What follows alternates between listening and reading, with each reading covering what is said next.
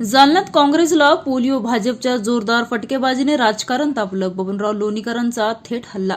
काँग्रेस लुळीपांगळी. जालन्याचा विकास फक्त भाजपच करणार. लोणीकरांचा घणाघात. मोदी फडणवीसांच्या तिजोरीच्या चाव्या आमच्याकडे. काँग्रेस निकामी. लोणीकरांची आक्रमक फटकेबाजी. काँग्रेसचा हातपाय निकामी. भाजप सुपरफास्ट. लोणीकरांच्या वक्तव्याने जालन्यात खळबळ. जालन्यात काँग्रेस संपत आली, भाजप मजबूत. लोणीकरांच्या विधानाने राजकीय भूकंप. जालन्यात भाजपच्या सभेत बबनराव लोणीकर यांनी काँग्रेसवर जोरदार टीकास्त्र डागले.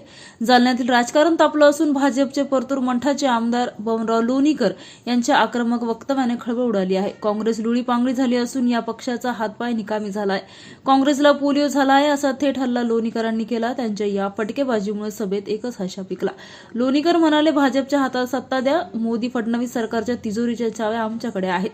जालन्याच्या विकासासाठी आवश्यक तो निधी आम्ही आणू. विकासाच्या मुद्द्यावरून त्यांनी काँग्रेसवर जोरदार टीका करत भाजपच जालन्याचा विकास करू शकतो असा ठाम दावा केला. माजी आमदार कैलास गोरंट्याल भाजपात दाखल झाल्यानंतर जालन्यातील अनेक पदाधिकारी व कार्यकर्ते भाजपात आले असून त्यामुळे भाजप अधिक मजबूत झाल्याने लोणीकरांनी नमूद केलं. याउलट काँग्रेस संपत चालली असून पक्ष कमकुवत झाल्याचा वार त्यांनी केला.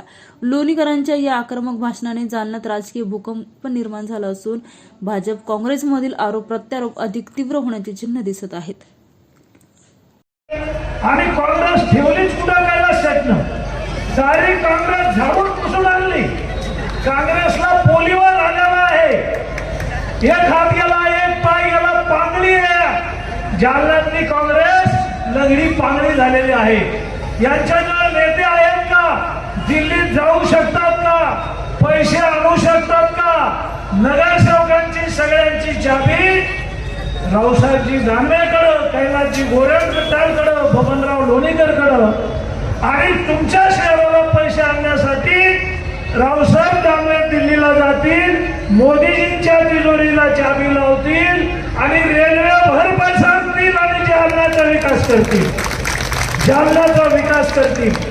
माननीय देवाभाऊंचं जे सरकार आहे, देवेंद्र फडणवीसांचं, या सरकारच्या तिजोरीला चाबी कोणाची लागेल?